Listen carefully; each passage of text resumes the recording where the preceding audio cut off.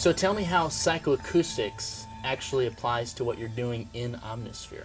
Well, psychoacoustics is the study of the perception of sound. And so what we're doing is altering the perception of sound in a similar way that your brain would, where the brain can focus in on certain aspects of sound, like let's say if you're in a crowd, you can pick out certain voices or conversations. We're doing a similar thing with our sampling where there's sometimes hidden frequencies in what we record, so we're altering the perception of how we record it. Microphones and the way we position those microphones.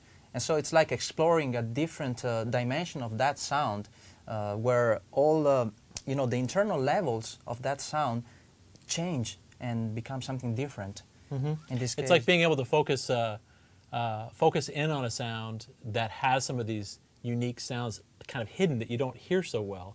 A good example is the light bulb. Yeah, the light bulb is a good example because it has the tiny filament inside. I was just moving stuff around in my studio one day, and I heard this sound, and I said, can I actually record it? Can I actually expand that sound enough to make it more like a musical instrument? The sound of the filament inside. Exactly, exactly, the sound of that tiny filament inside. And so I placed microphones around, and I come up with this new technique, and it's one of the sounds inside Omnisphere. Yeah, and it's amazing because it's much more than just that simple sound, but we were able to create an entire instrument out of a light bulb. All right, I'd love to hear it. Can you show it to me? Sure. All right, so let's check this out. Normally, sampling is used to emulate other instruments, acoustic instruments and that kind of thing. Right.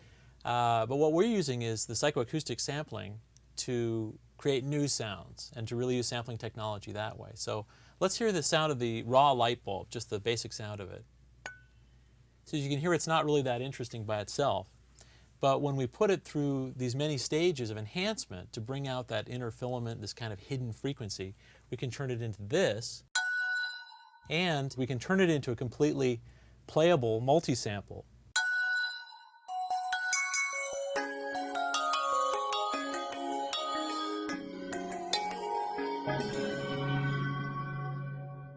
And we can take it a lot further, of course, because that's just the raw sound source after it's gone through the psychoacoustic stage. Okay. We have another level we can do, of course, in the synthesizer of Omnisphere through the steam engine. So we'll take that sound, put it through the steam engine, and turn it into this.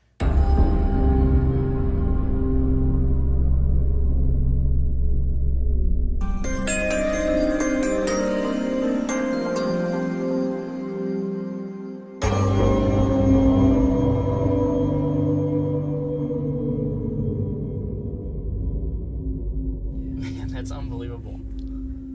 So you're taking something as simple as that sound, and in real time, the steam engine is turning out something that complex. Yeah, it's an and that's all amazing from sound. all from that one little light bulb. So you guys are definitely putting the psycho. Yeah, that's into definitely the the idea. psychoacoustic. I love that. So what other instruments have you guys built with this technique? Well, there's so many different sounds that we did. This is just we're just showing a few of them today because there's literally hundreds and hundreds of different things we did. We even went as far as to build instruments. Diego made an incredible instrument out of a typewriter.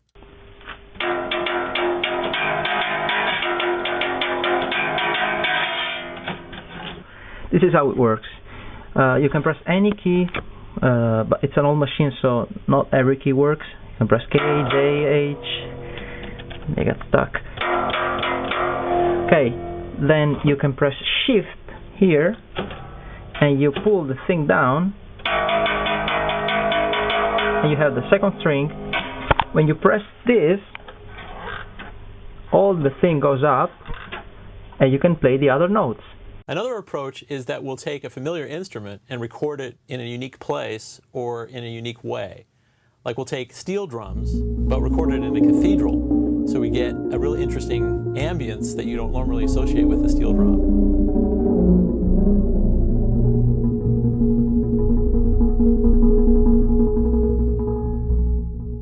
This is another one of Diego's incredible contraptions that he built. And it's actually a clothes drying rack that he's playing with a cello bow, and it's connected to 2 acoustic guitars.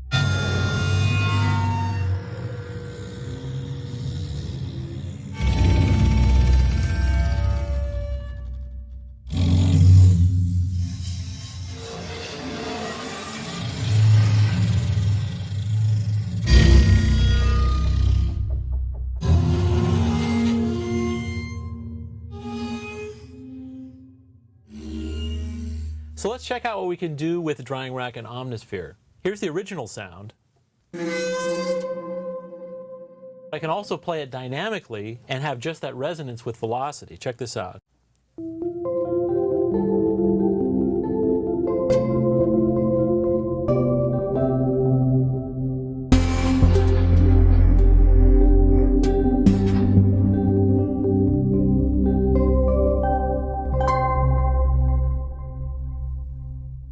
So there's so many different ways to use the sounds in Omnisphere.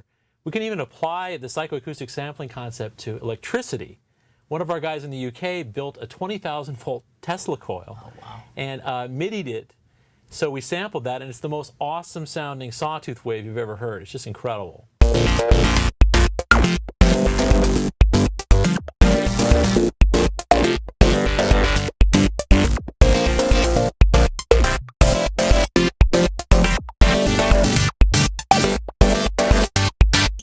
Another thing we'll do is take something like a Tibetan singing bowl.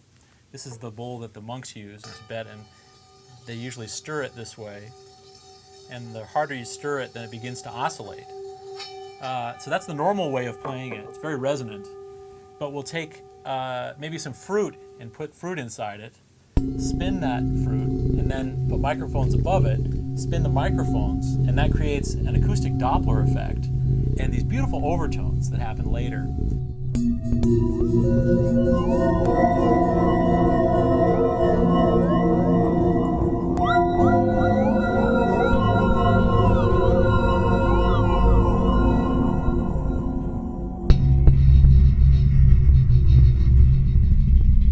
All right, now it's all over the internet. Okay. Everybody's talking about Yeah. it. I got to know more about the burning piano. Okay, yes. I think we're probably the only company that's ever actually burned a piano to create a new sound. This is the man that did it, Diego Sago. Thanks. I mean, well, it was a nice day, you know, just a little bit of wind, and I decided to burn my piano.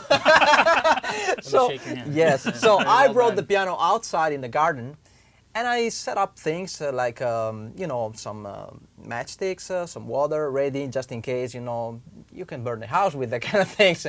And so I placed the microphones, I placed the camera, I placed the video camera, because I had to record the moment. It was a one shot. Okay, we have to see this. We have to see this Okay, video. then, let's go see it.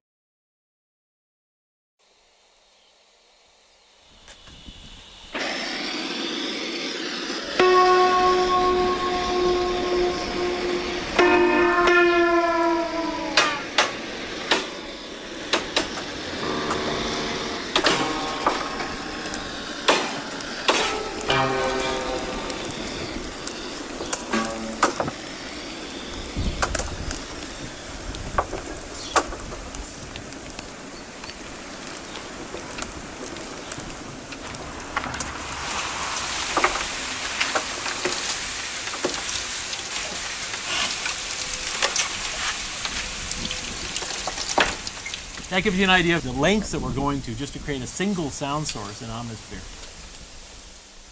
Okay, so I love the burning piano. I love the psychoacoustic sampling.